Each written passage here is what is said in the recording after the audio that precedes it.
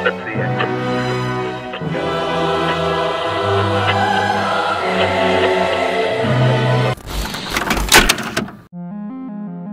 Jika kalian pikir Ultraman Noah adalah dewa turu, kalian salah teman-teman. Ultraman Noah sebenarnya adalah dewa bagi bangsa Mesir kuno. Bahkan pada saat itu Ultraman Noah pernah menjadi seorang Firaun.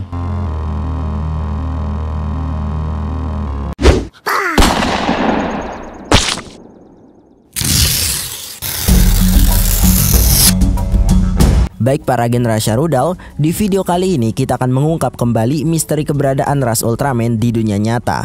Dan di episode kali ini kita akan melanjutkan ekspedisi jejak keberadaan Ultraman Noah.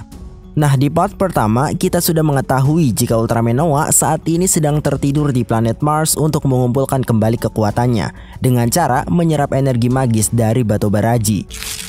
Nah, dari hal itu muncul satu pertanyaan besar. Jika Ultraman Noah sedang berhibernasi karena kehilangan seluruh kekuatannya, itu artinya Ultraman Noah sebelumnya pasti pernah bertarung melawan entitas yang sama atau lebih kuat dari dirinya sendiri. Tapi siapa sosok yang mampu menandingi Ultraman Noah yang dikenal sebagai dewanya para Ultraman tersebut? Nah, pertanyaan itulah yang akan kita coba ungkap misterinya. Jadi langsung saja kita bahas Iggzo.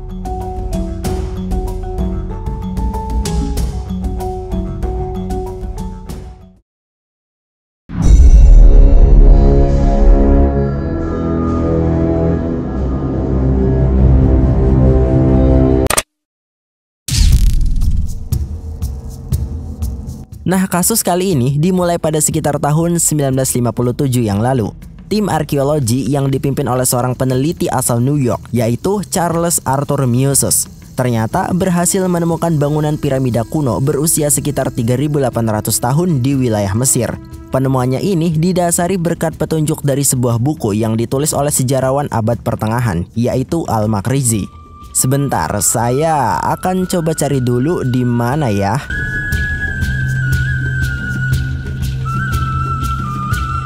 Oke, ternyata itu dia penampakan piramidanya. Dan seperti yang kalian lihat, piramida ini disebut dengan Amenikemau Pyramids. Menurut para ahli Egyptologi, berdasarkan petunjuk manuskrip yang ada, Amenikemau merupakan seorang Firaun yang memerintah Mesir pada dinasti ke-13. Nah, tidak seperti bangunan piramida lainnya. Nyatanya piramida ini jarang sekali dikenal oleh banyak orang. Mungkin karena seluruh bagian luar bangunan piramida ini sudah hancur. Jadi secara visual pun memang tidak menarik untuk dikagumi. Tapi bukan itu faktor utama kenapa piramida ini tidak populer. Alasan sebenarnya adalah karena terdapat suatu rahasia besar yang berusaha disembunyikan oleh para elit global agar informasinya tidak tersebar ke masyarakat luas. Ya, benar sekali. Ada semacam konspirasi dan manipulasi di sini, teman-teman. Bagaimana bisa? Oke, akan saya jelaskan. Jadi, seperti ini ceritanya.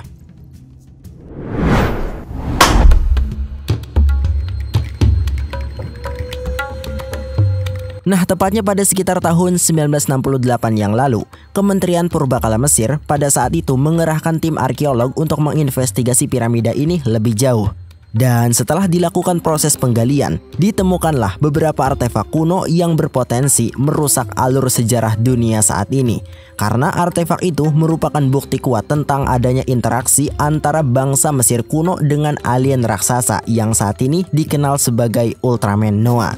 Saya tahu ini memang terdengar mengada-ngada, jadi langsung saja akan saya tunjukkan beberapa buktinya.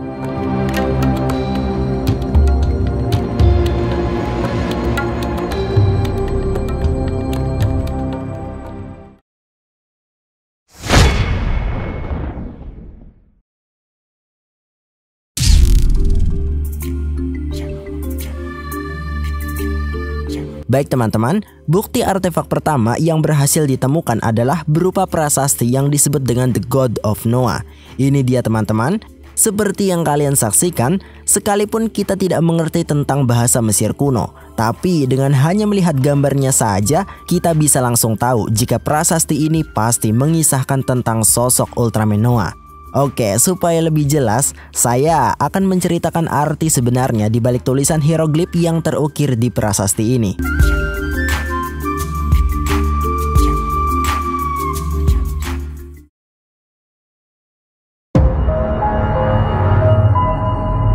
Nah, diceritakan dahulu kala pernah terjadi bencana besar yang melanda wilayah Mesir kuno. Tapi bukan bencana yang terjadi karena alam, seperti kekeringan, banjir, gempa bumi, dan sebagainya. Melainkan bencana yang terjadi karena serangan monster raksasa jahat. Kemunculan monster itu disebabkan oleh sekelompok kultus aliran sesat yang melakukan ritual pemanggilan iblis dari dalam piramida Agung Giza. Oleh karenanya, monster itu kemudian disebut dengan nama Zagi yang merupakan anagram dari kata Giza. Nah, di tengah krisis yang sangat mengkhawatirkan tersebut, dewa misterius turun ke bumi dengan tujuan untuk menyegel monster itu ke dalam kegelapan. Masyarakat Mesir kuno pada waktu itu menjulukinya dengan nama Noah. Mungkin mereka terinspirasi dari legenda Noah Ark yang juga sama-sama menyelamatkan manusia dari bencana yang sangat-sangat dahsyat.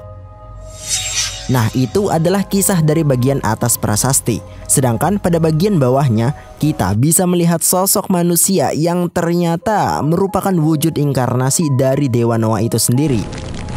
Jadi diceritakan pada waktu itu Noah memutuskan untuk mengorbankan seluruh kekuatan dewanya agar bisa menyegel Zagi ke dalam ruangan tersembunyi di piramida Giza. Akibatnya, Noah kemudian berubah menjadi entitas yang sangat-sangat lemah, yaitu menjadi manusia biasa. Meski begitu, prasasti ini juga menjelaskan jika seiring waktu kekuatan Noah pasti akan berevolusi kembali ke bentuk semulanya.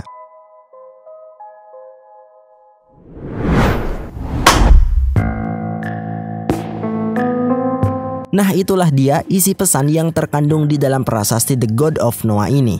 Jadi sekarang semuanya sudah terungkap. Misteri tentang siapa sosok yang kekuatannya mampu sebanding dengan Ultraman Noah ternyata adalah monster yang bernama Zagi, atau sering juga disebut dengan Dark Zagi. Saya jadi penasaran, sebenarnya siapa identitas Dark Zagi ini? Jika kalian tahu, silahkan komentar di bawah.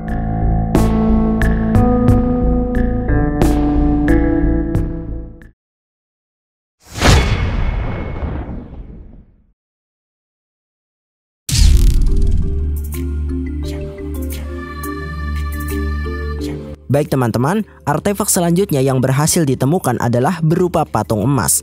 Nah, perlu kalian ketahui, penggunaan logam emas di wilayah Mesir kuno memiliki akar sejarah yang sangat-sangat panjang. Namun, yang pasti adalah logam emas sering dipakai oleh para bangsawan Mesir kuno sebagai simbol kekuasaan dan juga kekayaan. Jadi sudah bisa dipastikan Firaun Amenikimau sepertinya bukan orang biasa. Oleh karena itu, saya berteori jika sebenarnya Firaun ini dulunya merupakan seorang inkarnasi atau kita sering menyebutnya sekarang sebagai dunamisnya Ultraman Noah. Buktinya, kalian lihat saja bentuk dari beberapa patung emas yang berhasil ditemukan itu. Inilah dia teman-teman, terhitung patung ini berjumlah 6 buah yang masing-masing mempresentasikan tentang evolusinya Ultraman Noah.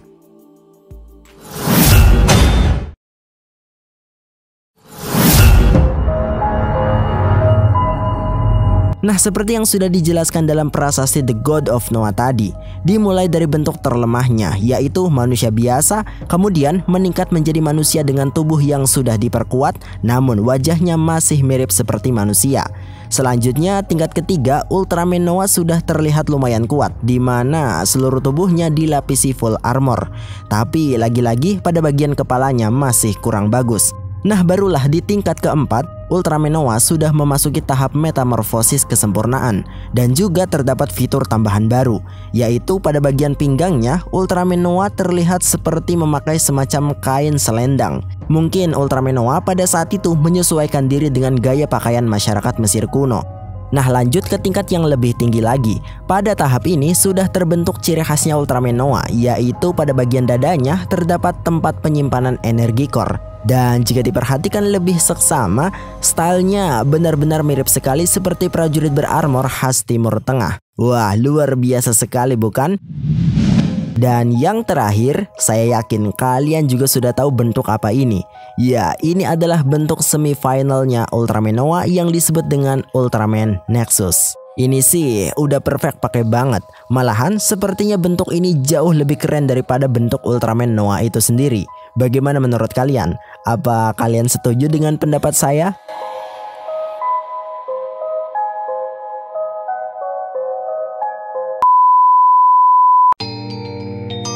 Baik para generasi rudal, itu dia beberapa bukti artefak kuno yang bisa membuktikan keberadaan Ultraman Noah di dunia nyata.